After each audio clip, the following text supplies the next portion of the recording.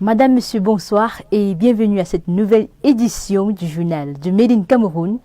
Voici les titres. La campagne agricole 2024 est lancée.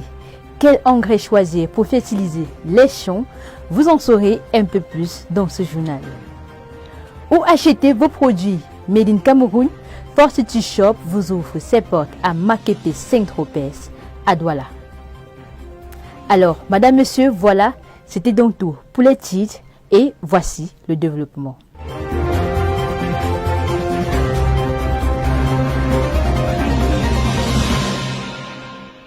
Ce 4 avril 2024, le ministre des Forêts, Jules Dorendongo, a signé un arrêté. Ce dernier interdit l'exportation sous forme de grumes de 76 essences de bois. Selon les explications du ministre Jules Dorendongo, dans un communiqué, cet arrêté est consécutif aux décisions issues des récents travaux du Conseil des ministres de l'Union économique de l'Afrique centrale, tenu à Bangui, le 23 avril 2023. Il entrera en vigueur le 1er janvier 2028. Rappelons que l'objectif ici est de permettre le développement de la transformation du bois au niveau local et cela dans le but de créer encore plus d'emplois pour les jeunes.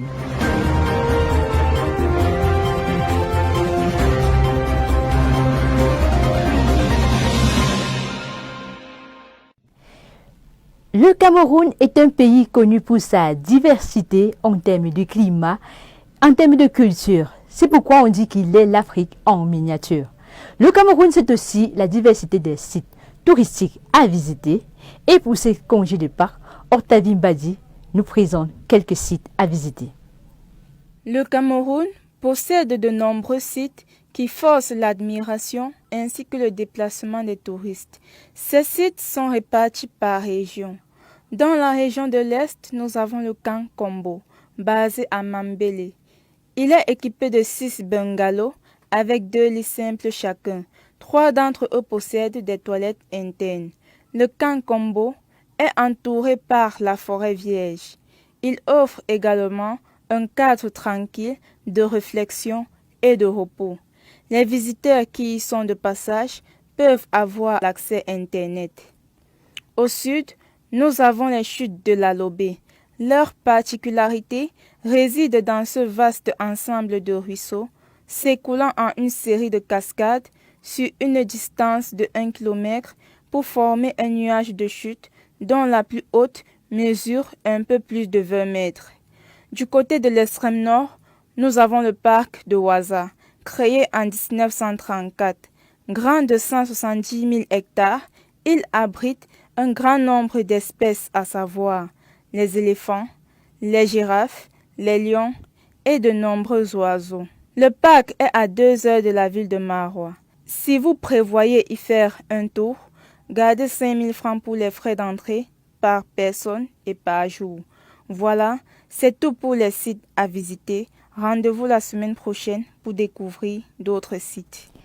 La campagne agricole 2024 est lancée. Et en tant qu'agriculteur, on se pose la question de savoir lequel des engrais que nous avons sur le marché sera le plus efficace pour nos plantations. Engrais chimiques versus engrais organiques. Regardons tout de suite.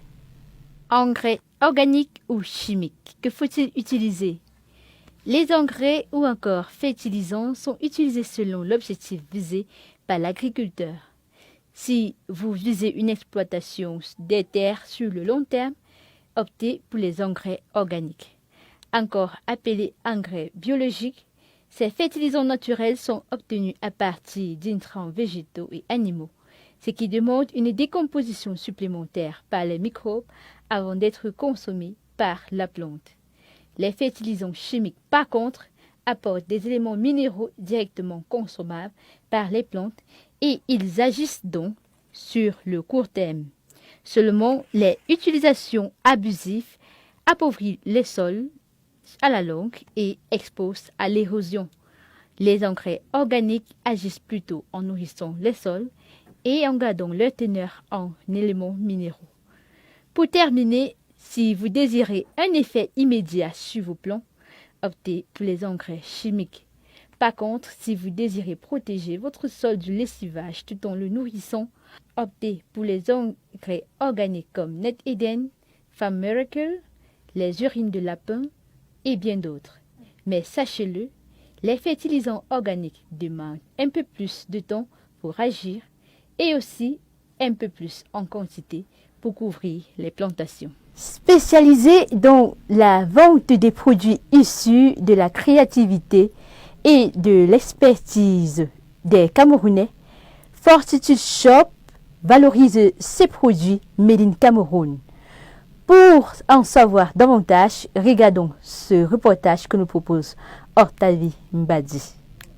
Son credo, c'est produisons, consommons et valorisons le made in Cameroun.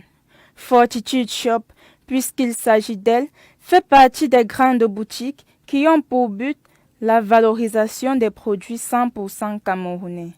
Créée en 2015 par Paulette Ngondem Clarisse, Fortitude Shop est une boutique qui propose une grande variété de produits fabriqués au Cameroun par nos entrepreneurs.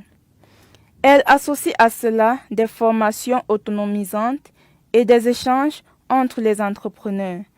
Tout ceci dans le but de trouver des solutions aux diverses difficultés rencontrées par les différents acteurs du domaine, notamment les problèmes de livraison, de packaging, de vulgarisation et bien plus. À Fortitude Shop, plusieurs articles sont disponibles et dans divers secteurs tels que la mode, la cosmétique, les vins, l'hygiène, l'agroalimentaire et divers accessoires. Les médias sociaux ne sont pas là uniquement pour nous faire rire et détendre les nerfs. À travers eux, on peut apprendre beaucoup de choses. Et si vous voulez entreprendre dans l'agro-pastoral, voici pour vous l'un des profils d'un agriculteur camerounais pragmatique et vrai qui peut vous inspirer. Regardons tout de suite. Sa passion pour le métier du travail de la terre est inébranlable. Plus connu sous le nom de sa page Tami Jardin sur Facebook, Paul Raymond Taminier est l'un des profils à suivre sur les réseaux sociaux si l'on désire entreprendre dans l'agro-pastoral. Grâce à ses contenus à forte valeur ajoutée, vous pourrez apprendre au travers de ces vidéos des astuces pratiques en culture de la banane douce, de la banane plantain, des arbres fruitiers en général, des cultures maraîchères, la création des vergers et bien plus. Côté élevage, Paul Raymond Taminier est un grand passionné de l'apiculture professionnelle pour laquelle il offre également des formations au niveau national et international. Tami Jardin est très connu mais aussi critiqué pour sa politique agricole, celle de la haute densité des plants à l'hectare. Malgré que les agriculteurs africains soient très peu habitués à cette pratique et façon de penser, l'agripreneur continue de la défendre mordicus et surtout pour ses avantages. Vous pouvez le suivre à travers ses comptes Facebook et YouTube sur la page Tami Jardin ou encore la page personnelle Paul Raymond Taminier. Madame, Monsieur, voilà, ici prend fin ce journal du Made in Cameroun. J'espère que vous avez aimé. Alors likez, partagez et surtout abonnez-vous à All 237 pour rester au parfum des mouvements, des activités qui ont lieu au sein de l'économie camerounaise et du Made in Cameroun. À très bientôt.